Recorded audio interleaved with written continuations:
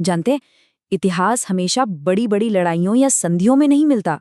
कभी कभी ना असली कहानी किसी की निजी डायरी के पन्नों में छिपी होती है।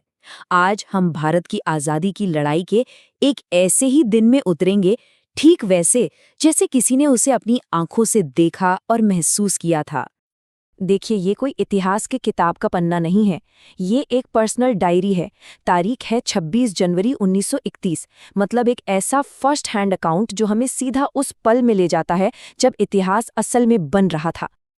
और इस पूरी कहानी का जो सार है ना, वो इस एक लाइन में छिपा है।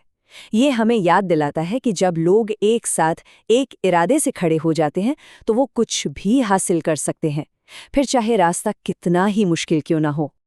तो चलिए इस दिन के सफर पर निकलते हैं।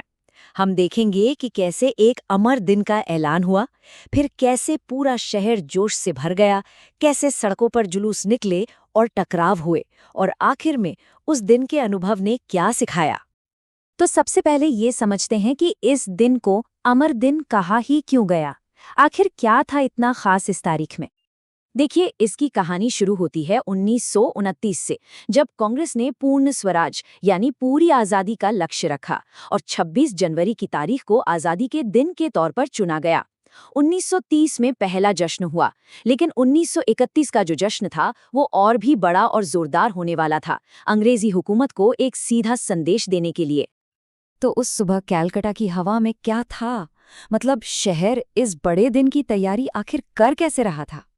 डायरी लिखने वाले के शब्दों में कहें तो उस दिन हवा में कुछ अलग ही बात थी। एक ऐसा उत्साह और एक नयापन, जैसे शहर एक नई सुबह के लिए जाग रहा हो। हर किसी को ये महसूस हो रहा था कि आज कुछ बहुत बड़ा होने वाला है।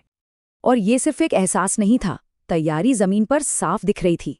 सोचिए, सिर्फ प्रचार पर उस जमाने में 2000 रुपए खर्च किए गए थे। बड़ा बाजार का तो हर घर तिरंगे से सजा था। माहौल कुछ ऐसा था मानो आज़ादी बस मिल ही चुकी है, सिर्फ उसकी घोषणा होनी बाकी है। लेकिन इस जश्न के माहौल पर एक साया भी था, अंग्रेजी हुकूमत की पुलिस का। वो भी पूरी तरह तैयार थी। सड़कों पर गश्त करते ट्रक और घुड़सवार सिपाही एक आने वाले टकराव का साफ साफ इशारा कर रहे थे। और फिर वो टकराव शुरू हुआ जिसकी आशंका थी।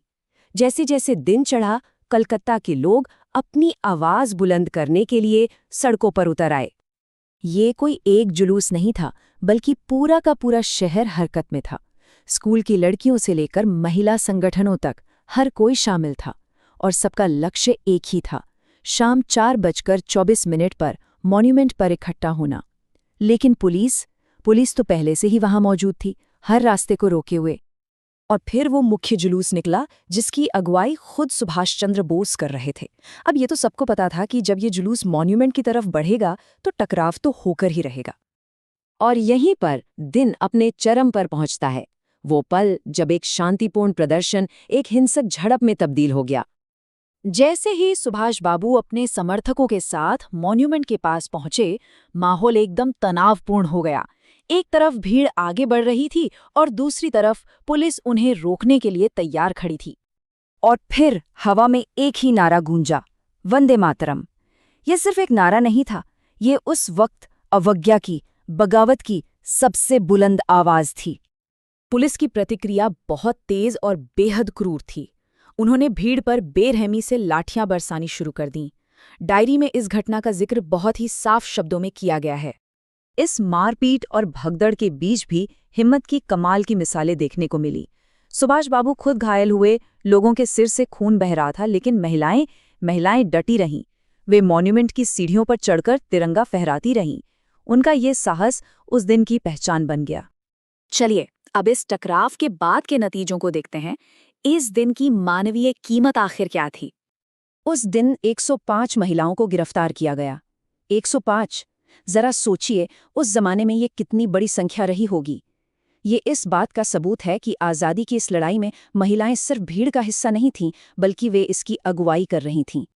और घायलों की संख्या 160 से भी ज्यादा, जिन्हें अस्पताल ले जाना पड़ा। ये सिर्फ मामूली खरोंचे नहीं थीं, ये वो गहरे जख्म थे जो उस दिन की क्रूरता की कहानी कह रहे थे। और डायरी लिखने वाले ने इन सभी आंकड़ों को बहुत ही बारीकी से दर्ज किया है। ये सिर्फ एक कहानी नहीं, बल्कि उस दिन दिए गए बलिदान का एक पक्का सबूत है। आखिर में डायरी लिखने वाला इस दिन के मतलब पर सोचता है, इतनी हिंसा और गिरफ्तारियों के बावजूद क्या ये एक जीत थी? ये एक लाइन पूरी कहानी बयां कर देती है। मतलब भले ही वो मॉन्यूमेंट पर झंडा नहीं फहरा पाए, लेकिन उन्होंने उससे भी बड़ी चीज हासिल की। उन्होंने ये साबित कर दिया कि कलकत्ता का जज्बा जिंदा है। यहाँ के लोग आज़ादी के लिए लड़ने और कुर्बान होने से जरा भी नहीं डरते। ये हिम्मत की जीत थी। और ये हमें इस आखिरी सोचने पर मजबूर करने वाले सवाल पर छोड़ जाता है। 26 जनवरी 1931 का दिन ये दिखाता है कि जब लोग एक मकसद के लिए एक हो जाते हैं, तो वे दमन के सामने भी ऐसा साहस और ऐसा दृढ़ संकल्प दिखा सकते हैं जिसकी कोई मिसाल न हो। ये एक ऐसा सवाल है जो आज भी उतना ही मायने रखता है।